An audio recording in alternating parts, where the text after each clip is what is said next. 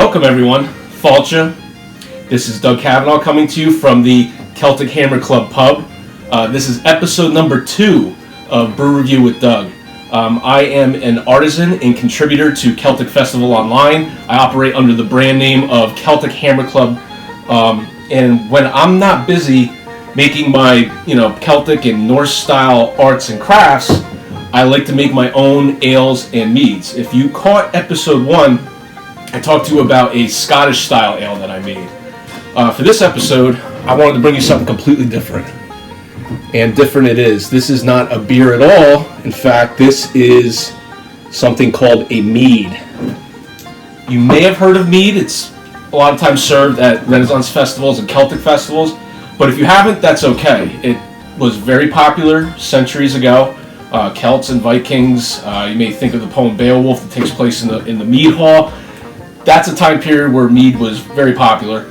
Since then, it's fallen somewhat out of favor, but fortunately it is making a comeback along with the craft beer industry. There's more and more meaderies popping up everywhere. One thing you may be familiar with mead related that's part of our current culture is something called a honeymoon. I'm sure you've heard of that. You've probably gone on a honeymoon yourself.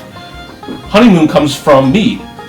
The honey, which the mead is made from, a bride and groom would get married. They would give that bride and groom, after their marriage, enough mead to go away for a month. Honeymoon, one full moon cycle. Give them enough mead to go away, drink the mead, do their thing, hopefully produce a child. So that's one cool little fact related to mead that maybe you have heard of if you haven't heard of mead itself before. That being said, what is mead? What is it? Mead is a class of alcoholic beverage. So, like wine is fermented from grapes, beer is fermented from malted barley, mead is fermented from honey.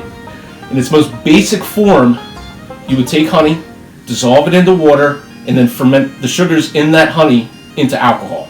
In its most basic form, that's what mead is. Now, just like wine could be red or white or sweet, dry, mead is the same way. It can take various forms. It could be lighter, lower in alcohol like a beer. It could be stronger and very sweet, upwards of over 20% alcohol by volume. So, just like beer and wine have totally different versions and styles, mead is actually no different. And you're probably wondering, if my mead is made from honey, why is it pink?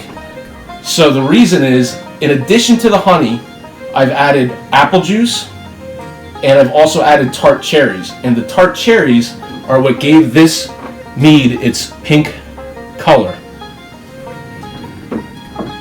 As I mentioned, when you make mead, normally you dissolve it into water.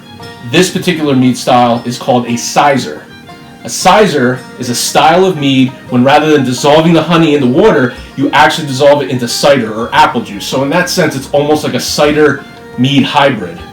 And then the idea of adding the tart cherries was just my own idea. I thought that it might taste good, and I think that it came out pretty good if I do say so myself. It's got a certain amount of tartness from those cherries, but overall it's pretty dry.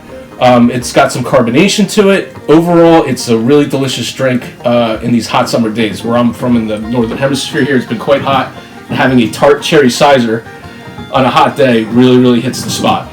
Again, in closing, I'd like to just encourage you, if you are not familiar with mead, or if you've tried mead and thought maybe you didn't like it, I would absolutely encourage you to maybe find a meadery that offers all different styles, because once you get into it, I'm sure you'll find a style or a type of mead that will really hit your palate the right way.